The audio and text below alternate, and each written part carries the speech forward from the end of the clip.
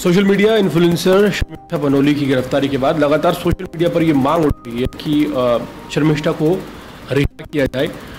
हालांकि कोर्ट ने उसे बेल देने से इनकार कर दिया और 13 जून तक न्यायिक हिरासत में शर्मिष्ठा को भेज दिया गया है। इसी बीच कई बड़े सवाल खड़े हुए हैं। हाल ही में कुछ ऐसी वीडियो सामने आई हैं जिनमें ये कहा गया कि शर्मिष्ठा को जेल भिजवाने के पीछे जिस फाउंडेशन का नाम सामने आ रहा है, स्काई फाउंडेशन, उस फाउंडेशन का एक मुख्यालय पाकिस्तान के कराची में है। पूरा मामले को पाकिस्तान से इसलिए जोड़ा जा रहा है क्योंकि शर्मिष्ठा मुखर्जी ने ऑपरेशन सिंदूर के दौरान जो वीडियोस तमाम बनाए थे उसमें वो पाकिस्तान पर कटाक्ष करती हुई नजर आ रही थी और उसके बाद अचानक उनके ऊपर FIR हो जाती है। इस पूरे मामले में अब हैरान करने वाली बातें सामने आ रही हैं, जिसमें मैं आपको पॉइंट बताता चलूँ। पहला पॉइंट ये कि शर्मिष्ठा मुखर्जी ने तकरीबन 15 मई को वो वीडियो डिलीट कर दिया था और अनकंडीशनल माफ़ी मांग ली थी।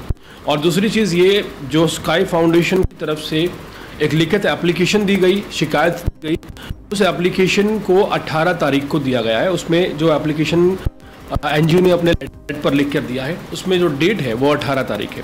पहला सवाल ये अपने आप में खड़ा होता है कि जब अनकंडीशनल माफ़ी मांग ली गई, वीडियो हटा दी गई, तो 15 तारीख को सब चीज़ें कर दी गई, 18 तारीख को एप्लीकेशन क्यों दी गई, ये पहला सवाल है। दूसरी बात करते हैं उस शख्स की जिसका नाम शायद मोहम्मद सरफराज है, जो कि स्काई फाउंडेशन का कर्ता धर्ता माना जा रहा है। उसकी तमाम वीडियो सोशल मीडिया और यूट्यूब पर उपलब्ध हैं, जिसमें वक्फ के खिलाफ वो जहर उगलता हुआ नजर आ रहा है। वो अपने बयानों में ये साफ कहता हुआ नजर आ रहा है कि भारत के लाखों मुसलमान अगर वक्फ बिल लाया गया तो मरने के लिए तैयार हो जाएंगे। यही नहीं, ये भी कहता हुआ नजर आ रहा है कि अमित शाह जो है वो तड़ी पार है।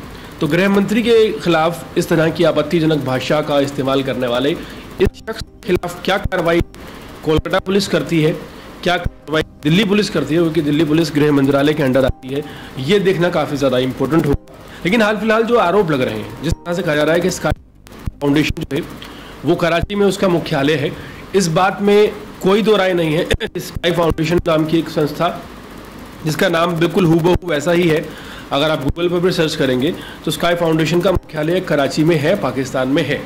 तो क्या यहाँ पर एक कोइंसिडेंस है, ये सिर्फ एक इत्तेफाक है कि पाकिस्तान के खिलाफ बोलने पर पहले 19 साल की एक हिंदू लड़की को अरेस्ट कर लिया जाता है और दूसरी चीज़ उसे 1500-2000 किलोमीटर दूर आकर अरेस्ट किया जाता है, और तीसरी चीज़ ये कि फिर बाद में ये बात निकल कर सामने आती है कि जिन लोगों ने शिकायत दर्ज कराई है वो एक NGO से जुड़े हैं, उसी NGO का मुख्यालय कराची में है। अगर ये बातें को रिलेट करती हैं और अगर वाकई में इनमें सच्चाई है, अगर वाकई स्काई फाउंडेशन का जो मुख्यालय है वो एक कराची में है, तो ये बहुत बड़ा मैटर है। ये इतना बड़ा मैटर है कि ये देश के गद्दारों को बेनकाब करने वाला मैटर है।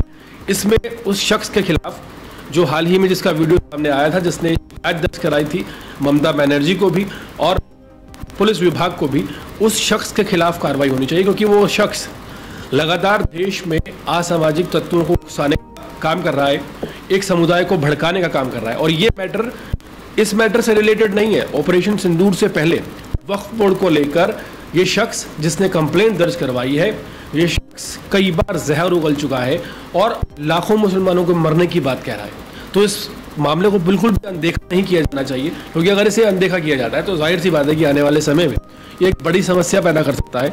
और जब आप एक लड़की को गिरफ्तार कर सकते हैं एक पोस्ट करने के लिए, एक ऐसे शख्स को गिरफ्तार क्यों ना किया जाए जो शख्स खुलेआम अमर्यादित भाषा का इस्तेमाल देश के गृह मंत्री के खिलाफ करता है, जो खुलेआम वक्फ बोर्ड पेश होने पर या उसके इम्प्लीमेंट होने पर लोगों के मरने मारने की और जान देने की बात करता है, एक समुदाय को भड़काता हुआ नजर आता है।